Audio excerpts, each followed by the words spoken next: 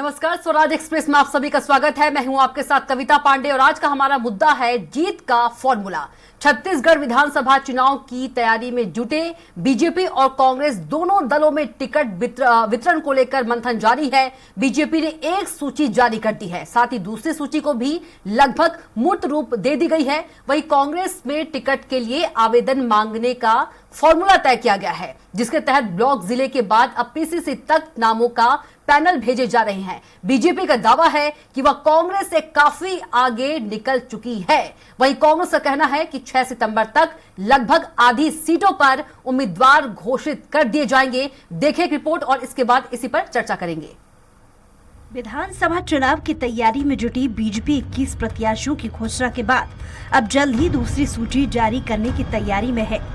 BJP अपनी दूसरी list में 28 से 30 उम्मीदवारों के नाम की घोषणा कर सकती है। माना जा रहा है कि 1 सितंबर को होने जा रही अमित शाह की अहम बैठक में दूसरी लिस्ट को लेकर आखिरी स्तर की चर्चा की जाएगी। इसके बाद अमित शाह दिल्ली लौटकर वहां केंद्रीय चुनाव समिति की बैठक में हिस्सा लेकर 2 या 3 सितंबर को लिस्ट जारी कर सकते हैं। वहीं कांग्रेस में छत्तीसगढ़ में विधानसभा चुनाव को लेकर टिकट वितरण की प्रक्रिया तय की गई है। चुनाव अभियान समिति ने उम्मीदवार के चयन का त्रिस्तरीय फॉर्मूला तय किया है। इसमें उम्मीदवारों की विनेबिलिटी, लॉयल्टी और सीट के सोशल इक्वेशन को देखा जा रहा है। कांग्रेस में किसी भी बड़े नेता या फिर चुनाव समिति के सदस्यों को सीधे दिया गया आवेदन स्वीकार नहीं होगा। 17 से 22 अगस्त तक ब्लॉक कांग्रेस कमेटी में आवेदन लिए गए हैं। 24 अगस्त तक सभी ब्लॉक कांग्रेस कमेटी में नामों को लेकर मीटिंग पूरी कर ली गई। 26 से 29 अगस्त तक जिला कांग्रेस कमेटी आवेदनों पर विचार किए गए और पैनल तैयार करके 31 तक प्रदेश कांग्रेस कमेटी को भेजे जा रहे हैं। इसके बाद स्क्रूटनी कर केंद्रीय समितियों की बैठक में अंतिम नाम के लिए भेजा जाएगा। 6 सितंबर तक लगभग आधी सीटों पर उम्मीदवार घोषित करने के दावे किए जा रहे हैं। बीजेपी का कहना है कि टिकट वितरण में चुनौती कांग्रेस के लिए है। जो लोग अपने घर के विवाद निपटा नहीं पा रहे हैं, रोज कहीं न कहीं अंतर कलह को उजागर करने वाले बयान सामने आ जाते हैं। चुनाव के वक्त कांग्रेस आपस में लड़ रही है, आवेदन मांगने का काम कर रहे हैं और कह रहे हैं कि इस तारीख को सूची घोषित करेंगे। बीजेपी तब तक शायद अपनी दूसरी सूची भी जारी कर देगी। चुनावी तैयारी में टिकट वितरण में बीजेपी कांग्रेस से बहुत आगे निकल चुकी है। अब कांग्रेस लगभग रेस से बाहर हो चुकी है। चुनौती कांग्रेस के लिए है। जो लोग अपने घर के झंझट निपटा नहीं पा रहे हैं, रोज किसी न किसी कांग्रेस के नेता का ऐसा बयान आ जाता है जो ये बताता है कि जो इनके अंदर की अंतरकला है वो पराकाष्ठा को पूरा कर चुकी है। टीएस सिंहदेव जी का रोज नया बयान है। वहीं कांग्रेस का कहना है कि कांग्रेस में टिकट वितरण की एक प्रक्रिया है, जिसके तहत 22 तारीख तक ब्लॉक कांग्रेस कमेटी के माध्यम से संवेदन मांगे गए हैं। वहीं 24 तक जिलों में आवेदन मंगाया गया है। अब 31 अगस्त तक इन आवेदनों को प्रदेश कमेटी में मंगाई जा रही है। इसके बाद स्क्रूटनी कर केंद्रीय समितियों की बैठक में अंतिम नाम के लिए भेजा जाएगा। 6 सितंबर तक लगभग आधे सीटों पर उम्मीदवार घोषित कर दिए जाएंगे। कांग्रेस में टिकट वितरण की हमारी एक प्रक्रिया है, जिसको प्रदेश चुनाव समिति ने घोषित किया हुआ है, जिसमें 22 तारीख तक हमने अपने कार्यकर्ताओं से आवेदन मंगाया है। उसके बाद में 24 तारीख को सारे आवेदनों की ब्लॉक स्तर की स्क्रूटनिंग होकर ब्लॉकों से जिले में आ चुकी है। जिला कांग्रेस कमेटियां अपनी अनुशंसा करके उन आवेदनों को प्रदेश कांग्रेस कमेटी को आज 31 तारीख तक भेजेंगी। बहरहाल चुनावी राजनीति में सही प्रत्याशियों का चयन कर निर्विवाद टिकट वितरण जीत का बड़ा मंत्र माना जा रहा है। बीजेपी और कांग्रेस दोनों पार्टी टिकट वितरण के लिए फूंक फूंक कर कदम बढ़ा रही हैं। अब देखना दिलचस्प होगा कि किसके टिकट वितरण का फॉर्मूला चुनावी मैदान में ज्यादा कारगर साबित होता है। रायपुर से स्वराज एक्सप्रेस के लिए दिलीप साहू की रिपोर्ट।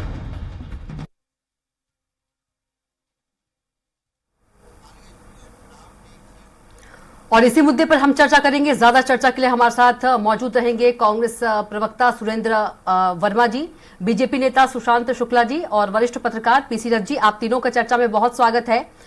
सबसे पहले कांग्रेस प्रवक्ता के पास चलते हैं, सुरेंद्र वर्मा जी के पास। सुरेंद्र वर्मा जी, बीजेपी कह रही है कि चुनावी तैयारी में टिकट वितरण को लेकर कांग्रेस से बीजेपी जो है बहुत आगे निकल चुकी है और अपने घर के ही जो कांग्रेस है, विवाद है, वो निपटा नहीं पा रही है। भरोसे की सरकार के सामने कविता जी, असलियत यह है कि छत्तीसगढ़ में भरोसे की सरकार के सामने भारतीय जनता पार्टी के सारे पैतरे असफल हो गए। ये जो 21 प्रत्याशियों की जो सूची जारी किए हैं, यहाँ पर इनको कोई दूसरा ऑप्शन था नहीं। जिस प्रकार से पकड़ पकड़ के बुलाए गए, जिस प्रकार से नौकरशाहों को इस्तीफा दिलवा के टिकट दिए जा रहे हैं, तो ये साफ है कि भारतीय जनता पार्टी जो दावे करती थी पहले कैडर बेस पार्टी होने का, कार्यकर्ताओं की पार्टी होने का, वो सारे झूठे हैं।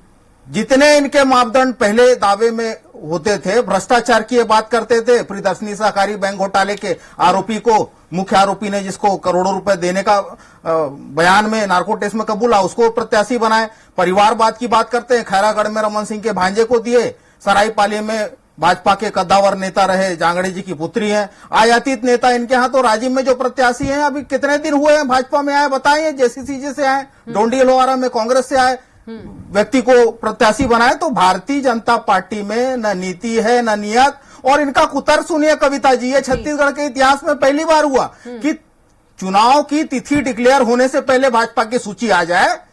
अगर यही क्राइटेरिया है तो बहुजन समाज पार्टी तो शुरू से यही करती आई है, फिर तो वो भाजपा से बहुत आगे हो गई। तो इनका कुतर्क ये है कि हम पहले प्रत्याशी घोषित कर दिया। असलियत ये है कि इनके पास प्रत्याशी नहीं है। ये लगातार बार बार जो हार रहे हैं उन 21 सीटों में इनके पास लड़ने वाले नहीं है। तो आयातित लोगों को बुला बुला के, नौकरशाहों को मना के, और जिस प्रकार से कद्दावर नेताओं के हक का गला घोटा है भाजपाइयों ने। चंद्रशेखर साहू जी हैं, ओबीसी के बड़े चेहरे हैं, अभनपुर से टिकट काट दिया। जिस प्रकार से रामसेवक पैकरा जी हैं, पूर्व गृह मंत्री हैं, उनका टिकट काट दिया। ओपी चौधरी जी को खरसिया से टिकट नहीं दिया। और कांग्रेस की जहां तक बात है कविता जी, कांग्रेस पूरी तरह से लोकतांत्रिक प्रक्रिया पे विश्वास करती है, पूरी पारदर्शिता है। हमारी पार्टी में तो 1 महीना पहले से ये पूरा शेड्यूल तय हो गया था। 17 तारीख से 22 तारीख तक ब्लॉक में आवेदन मंगाए गए। 24 तारीख तक ब्लॉक में बाकायदा कार्य समिति की मीटिंग बुलाकर एक एक नाम पे समीक्षा की गई। उसके बाद में उन नामों को जिला कमेटी में भेजा गया। जिला कमेटी में 26 तारीख तक जो है, 26 से 29 तक पूरी प्रक्रिया अपनाई गई। एक एक नाम पर चर्चा, उसके बाद पैनल के नाम के साथ सारे आवेदनों को आज 31 अगस्त तक पीसीसी में जमा करना है। तो यह पूरी खुली पारदर्शिता है। प्रत्येक कार्यकर्ता को अवसर है कि वो अपनी दावेदारी प्रस्तुत करे। तो भाजपा में तो थोपने की परंपरा है। जो प्रत्याशी घोषित हुए उनको खुद को नहीं पता था। कई लोगों को आश्चर्य हुआ कि अरे मैं प्रत्याशी बना दिया गया हूं। यहाँ तो भाजपा की यह हालत है। तो पूरे देश में, छत्तीसगढ़ में भारतीय जनता पार्टी सबसे कमजोर। सुशांत जी आएंगे आपके पास, सवाल करूंगी। सुशांत जी सवाल करूंगी आपसे। सुरेंद्र जी, अरे आपने गंद फैलाना छोड़ दीजिए। सुरेंद्र जी बोलिएगा। रमन सिंह को तो इनके प्रभारी ने दौरा करने से मना कर दिया। इसके चेहरे पर 15 साल सरकार बनाते रहे, उससे पहले उनको दौरा करने से। अरे सुशांत जी, थोड़ी तो सभ्यता सीखिए। ऐसा क्यों कर रहे हैं आप? अपने सभ्यता सीखिए, अपने समय में बोलिएगा। फैलाना छोड़ दीजिए। ठीक है सुरेंद्र जी। सुरेंद्र जी कह रहे हैं कि जो टिकट वितरण की प्रक्रिया है कांग्रेस में, माथिर ने दौरा करने से रोका है। ठीक है सुशांत जी, सुरेंद्र जी कह रहे हैं कि जो कांग्रेस में टिकट प्रक्रिया है वो लोकतांत्रिक तरीके से वो अपना रहे हैं। आप लोगों के पास प्रत्याशियों की कमी है, लड़ने वाला कोई नहीं है, सुरेंद्र जी कह रहे हैं। पहली बात तो मैं इनके प्रश्न के जवाब पे एक प्रश्न का जवाब दे दूं कि भूपेश से भरोसा से कांग्रेस से भरोसा के नारे पे आ जाने वाली कांग्रेस प्रदेश में अंतर विरोध की व्यवस्था में इतना झेल रही है कि मंत्री और मुख्यमंत्री की लड़ाई सड़कों पर है। आपको ध्यान दिलाता हूं कि जो मंत्री पूर्व में अपने पद में घोषणा पत्र की मांग पूर्ति नहीं कर पाने के कारण मंत्री पद छोड़े, उनको इन्होंने उप मुख्यमंत्री के पद से नवाजा। जो प्रदेश अध्यक्ष कांग्रेस कमेटी की नियुक्ति में मुख्यमंत्री का हस्तक्षेप बर्दाश्त नहीं करते थे, उनको इन्होंने मजबूरी में मंत्री पद दिया। और जिस मंत्री को इन्होंने हटाया, उप मुख्यमंत्री के खास समर्थक, उनको नियम विरुद्ध योजना आयोग का उपाध्यक्ष बनाया, अध्यक्ष बनाया। अब एक वंशी परिवार की चरण वंदना की विचारधारा पर आधारित ये लोग अगर संगठनात्मक ताना बाना और लोकतंत्र की बात करें तो हंसी आती है। परंतु मैं आज आपके माध्यम से अपने साथी से एक जवाब पूछना चाहता हूं कि इनके उप मुख्यमंत्री PS सिंहदेव जी ने कुछ दिन पहले क्या कहा कि एक वोट से भी मैं जीत जाऊं तो बड़ी बात है। आखिर उन्होंने अपने मुख्यमंत्री के ऊपर अपरोक्ष रूप से यह आरोप लगाया कि पूरा सत्ता तंत्र अपने उप मुख्यमंत्री को हराने में लगा हुआ है। इनके एक मंत्री अमरजीत भगत, उन्होंने अपने मुख्यमंत्री को सांड की भाषा में निरूपित किया कि सांड खुला हुआ है। मैं आपसे ठीक है पूछना चाहता हूं सुशांत जी जो हमारा मुद्दा है टिकट वितरण का मुद्दा है। सुरेंद्र जी ये कह रहे हैं कि कैडर पार्टी कैडर बेस होने का आप लोग दावा करते थे, तो नौकर साहब को बुलाकर टिकट देने की जरूरत क्यों पड़ रही है? देखिए, भारतीय जनता पार्टी की सूची में अभी तक किसी पूर्व प्रशासनिक अधिकारी को टिकट की नहीं दी गई है। मैं आपको बहुत सावधानी तौर पे कह रहा हूं। जी सुरेंद्र जी जवाब देते। सुरेंद्र जी आपने नौकर साहब की बात कही है। 2 मिनट चाहिए जी। जनता से जुड़ा व्यक्ति भारतीय जनता पार्टी का प्रत्याशी होगा। कविता जी और भारतीय जनता पार्टी का सार्वजनिक घोषणा रमन सिंह ने की। इस पर आपत्ति किस बात की है? ये झूठ अरे आप बोलना है, अपनी बात इनकी बताइए, परंपरा है। आप अपनी बात बताइए कि क्या भाजपा सीएम प्रवेश भूपेश करा के बघेल टिकट पाटन देने से की चुनाव लड़ घोषणा रहे की हैं नहीं? कि 2 सीटों से चुनाव लड़ेंगे कि विजय पिछले बघेल 4 की साल आदत में कर रहे 4 हैं। प्रदेश अध्यक्ष आज बदले। जवाब कीजिए ना। विक्रम कि मुसेठी पाटन और में जवाब देने की विष्णु स्थिति में आप है कि अपनी नहीं? अरे आज आपको जवाब देना होगा, क्योंकि जमानत आपके जब्त लोगों होगी। से इन अराजकता, भाजपाइयों की पाटन में धोखाधड़ी, सिंगल नाम है भूपेश बघेल जी भ्रष्टाचार, का। विश्वासघात को समर्पित भूपेश बघेल की देखिए, कांग्रेस की असफलता- सुशांत जी हमारा मुद्दा टिकट वितरण को लेकर है। ये जितने षड्यंत्र रच ले, जी अरे षड्यंत्रकारी तो आप कविता हो। जी। CD कौन बनाता है? कविता जी। CD पे नाम देखिए लिखा मुद्दे से हुआ मत है। रखिए। सुशांत जी मुद्दे से मत रखना है। षड्यंत्रकारी मैं कौन सवाल का है? जवाब दे रहा हूं। आपका ऐसे मुख्यमंत्री बात सुशांत जी सवाल का जवाब सुन लीजिए। सुशांत जी सवाल का जवाब सुन लीजिए। सुरेंद्र जी सुशांत जी दोनों से रिक्वेस्ट है, मुद्दे से मत भटकिए। ऐसे आप लोगों क्या के बात साथ करोगे? सुरेंद्र जी प्लीज सुरेंद्र जी सट्टे को सुशांत जी प्लीज पीसी रथ जी की बात चलेंगे। पीसी रथ जी की बात रुक जाइए। सुरेंद्र जी सुशांत जी रुक जाइए प्लीज डिबेट को डिबेट तरीके से मुद्दे पे प्लीज मुद्दे पे प्रवेश करा के टिकट की घोषणा रमन सिंह ने की थी या नहीं, ये बता दो। देंगे जवाब देंगे। रुक जाइए दोनों, आप दोनों रुक जाइए। पीसी रथ जी के पास चलेंगे। पीसी रथ जी किस तरह से देखते हैं दोनों ही पार्टी के टिकट वितरण की प्रक्रिया को? एक तरफ जो बीजेपी है वो कह रही है कांग्रेस रेस में पीछे रह गई है, और जो बीजेपी बहुत कविता जी ये दूसरे को सुनेंगे नहीं। सुरेंद्र जी सुशांत जी रुक जाइए। सुशांत शुक्ला जी प्लीज जवाब तो देना होगा। सुशांत जी अरे देंगे जवाब। अडानी का दलाल ये भाजपाई है। सुरेंद्र जी प्लीज आप दोनों रुक जाइए प्लीज। सुरेंद्र जी सुशांत जी प्लीज रुक जाइए। ये झूठ बोलेंगे, मुद्दे से भड़काएंगे। सुरेंद्र जी आप तो शांत रहिए। सुशांत जी प्लीज। विधानसभा का प्रस्ताव गया है, केंद्र की मोदी सरकार 1 साल से ज्यादा हो गया, रोक के बैठी है, क्योंकि अडानी के दलाल यही भाजपाई है। देखिए मुद्दे से मत भटकिए आप दोनों, प्लीज रिक्वेस्ट है आप दोनों से। ऐसे बात नहीं होगी। प्लीज सुरेंद्र जी सुशांत जी प्लीज रथ जी की बारी है। प्लीज सुशांत जी प्लीज वरिष्ठ पत्रकार हमारे साथ जुड़े हैं, उनकी सुन लीजिए प्लीज। रिक्वेस्ट है सुशांत शुक्ला जी प्लीज। सुरेंद्र जी आप तो शांत रहिए। सुरेंद्र जी आप तो शांत रहिए प्लीज। सुशांत जी प्लीज। परिवार का पीसी रथ जी क्या कुछ कहेंगे टिकट? सफाई नहीं चाहिए। सुशांत जी परिवार के दलालों से उनको सफाई नहीं चाहिए। सुशांत जी कविता जी टिकट वितरण जी आवाज नहीं आ रही कविता जी, इनकी आवाज डाउन करिए। ये दूसरे के अवसर में। अरे गांधी परिवार के दलाल प्लीज सुरेंद्र जी मैं बैठी हूँ, मुझे पता है क्या करना है प्लीज। भीतर ये चीजें होनी चाहिए, लेकिन अरे अडानी के दलालों को सुरेंद्र जी प्लीज रिक्वेस्ट है आपसे। सुरेंद्र जी मुद्दे से मत भटकिए प्लीज। बड़ी सुरेंद्र जी प्लीज। दिक्कत की बात ये आप है, लोग क्या बात करोगे? बड़ी सुशांत जी। दिक्कत की बात ये है कि ये अपनी बातों के उजागर हो जाने की स्थितियां बन रही है। इसलिए दिक्कतें बड़ी ये है कि जो चीजें उजागर हो जाती हैं, जैसे लड़ाई में उतरने के पहले अगर आत्मविश्वास चला गया तो फिर दूसरी चीजों को लेकर के ज्यादा चिल्ला चोट की जाती है। टिकट वितरण पार्टी का निजी मामला होता है। अपने निजी के उपयुक्त उम्मीदवारों को, अपने निजी स्तर के जो सदस्य होते हैं उनमें जो राजनीतिक दल जहां पर जिसे उपयुक्त समझते हैं उसे चुनते हैं।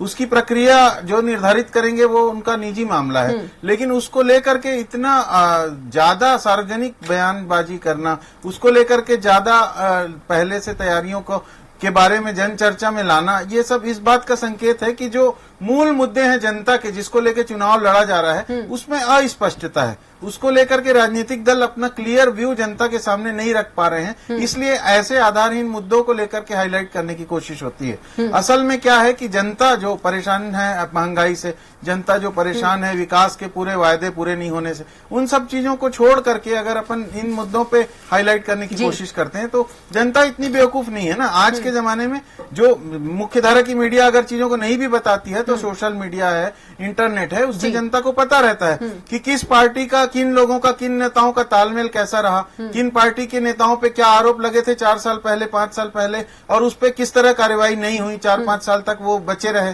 किस तरह से भूमि घोटाले हुए, किस तरह से कहां पे सड़क निर्माण के घोटाले हुए। हर चीज जनता के जेहन में आती है चीजें, और उसको इस तरह से गायब नहीं किया जा सकता कि जुगलबंदी, नूरा कुश्ती राजनीतिक दलों की ये जनता देखती है। तो चुनाव में जाने के पहले एक भय होता है राजनीतिक दलों को, उस भय से बचने के लिए। अब आप देखिए, इतना बड़ा मुद्दा था ओबीसी आरक्षण वाला मुद्दा, वो चुनाव में अभी तक नजर नहीं आ रहा है। किसने रोका, क्यों रोका? ओबीसी आरक्षण का इतना बड़ा मुद्दा। आदिवासी समाज जिन मुद्दों को लेकर आंदोलित हुआ था, सर्व आदिवासी समाज ने जो हर आरोप प्रत्यारोप नहीं खत्म हो गया मुद्दा, घोषणा जो की है, उसको लेकर के सारी चीजें मौन क्यों चल रही है? क्योंकि क्योंकि वो सारे मुद्दे हैं, जमीन पे जुड़े हुए मुद्दे हैं, लेकिन उनको छुपाया जा रहा है ताकि वो मुद्दे सामने ना आए जिसमें खुलकर जवाब देना पड़े कि आप इस तरफ हो या उस तरफ हो। इन चीजों में अक्सर राजनीतिक दल पार्शलिटी करते हैं और बचने की कोशिश करते हैं, लेकिन आज का समय ऐसा है कि आज हर किसी से जवाब मांगा जाएगा और जनता समझती है इन चीजों को। अगर जनता को जवाब नहीं मिला तो वोट के परिणाम में वो देखने को मिलेगा, क्योंकि सारी कवायद का मतलब यही है कि कुल मिला के हर कोई चाहता है जीतने वाला प्रत्याशी को वो चुने। तो जीतने वाले प्रत्याशी कौन है ये जनता बराबर जानती है। हम राजधानी में बैठ के रायपुर में भले ना जाने, लेकिन जो विधानसभा क्षेत्र है वहां की जनता जानती है कि कौन सा नेता एक हफ्ते ये चुनाव घोषणा के तुरंत बाद पद उम्मीदवार घोषित करने के बाद भी जीत सकता है और कौन सा नेता 6 महीने पहले भी उम्मीदवारी घोषित करने के बाद नहीं जीत सकता है। ये जनता को पता है, इसलिए ये सारी कवायद बेकार है और इसको लेकर के ये सिर्फ समय पास करना है। असली बात है कि फील्ड के लेवल पे तैयारियां किसकी है और कौन जमीन से जुड़े मुद्दों को कौन लोग उठाते रहे हैं, उनको जनता चुनेगी, ये तय है चुनाव में। सुरेंद्र वर्मा जी, सुशांत जी आपके पास आएंगे, लेकिन अपने वक्त पे बोलेगा प्लीज, रिक्वेस्ट है क्योंकि बहुत कम समय है। सुरेंद्र जी जल्दी से।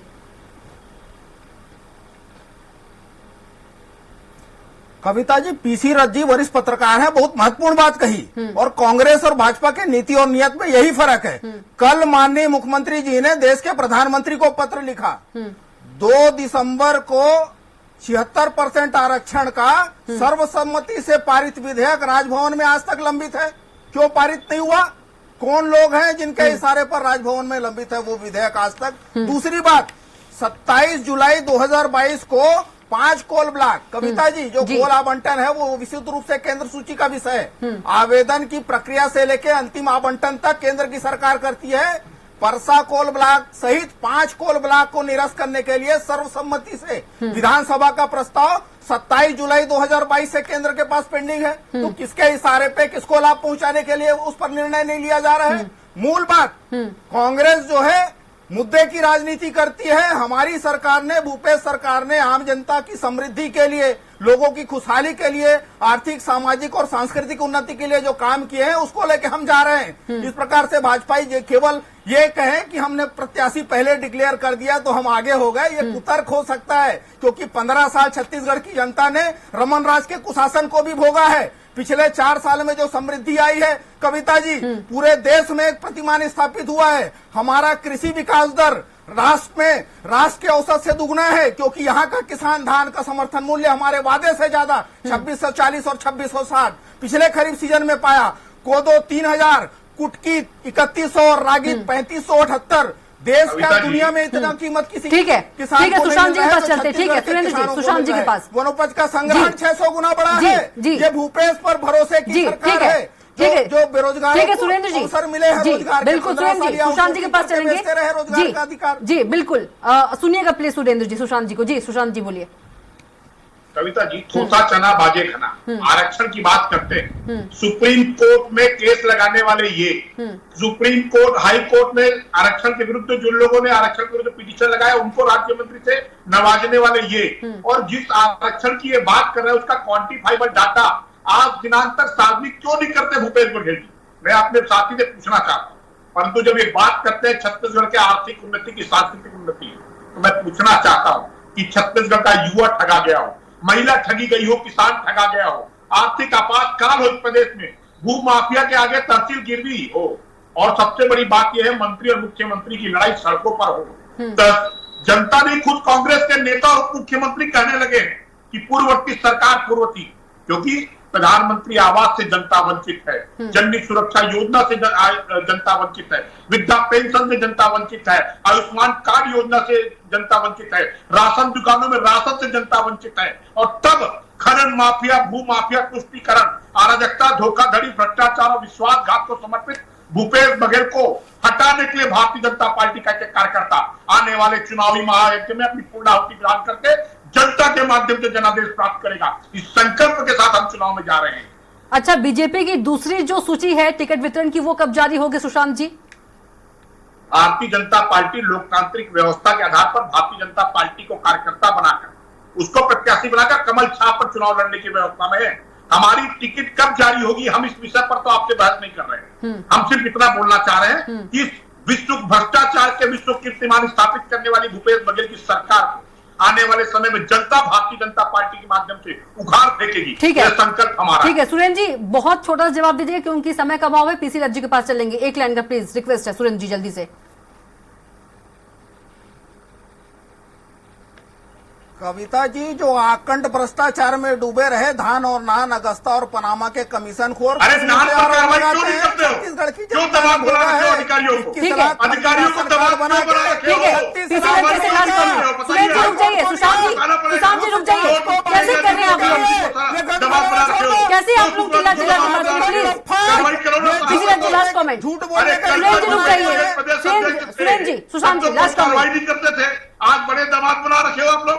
प्लीज रिक्वेस्ट है पीसी रज्जी लास्ट कमेंट। चुनाव की, अरे गंद फैलाना छोड़ दो सुरेंद्र जी प्लीज, सुरेंद्र जी, तुम फैलाना बंद कर दो। सुरेंद्र जी, सुशांत जी, ये भी देखिए वरिष्ठ पत्रकार हमारे बीच में है, सुन लीजिए। सरकार का कार्रवाई क्यों नहीं करते हो? सुन लीजिए आप लोग, क्यों नहीं करते हो? आप तो सरकार में हो, जेब में सच लेकर घूमने सुशांत वाले जी हमारे बीच वरिष्ठ पत्रकार भी मौजूद है, प्लीज सुन लीजिए, प्लीज पीसी रज्जी। बिल्कुल, जेब में जीरम का सच लेकर सुशांत जी, मुख्यमंत्री, सुशांत जी, समय का अभाव है, सुशांत जी। पहले कार्रवाई क्यों नहीं करते हैं? करें ना कार्रवाई, क्यों नहीं करते हो कार्रवाई? पत्रकारों को भी सबके साहस नहीं है। सुरेंद्र जी, सुरेंद्र जी, सुशांत जी प्लीज रिक्वेस्ट है, प्लीज। सुरेंद्र जी, आप तो स्टूडियो में, आप तो प्लीज शांत रहिए। सुशांत जी प्लीज, वरिष्ठ पत्रकार बोल रहे आज बताएंगे कि भ्रष्टाचार और शिष्टाचार में क्या अंतर है?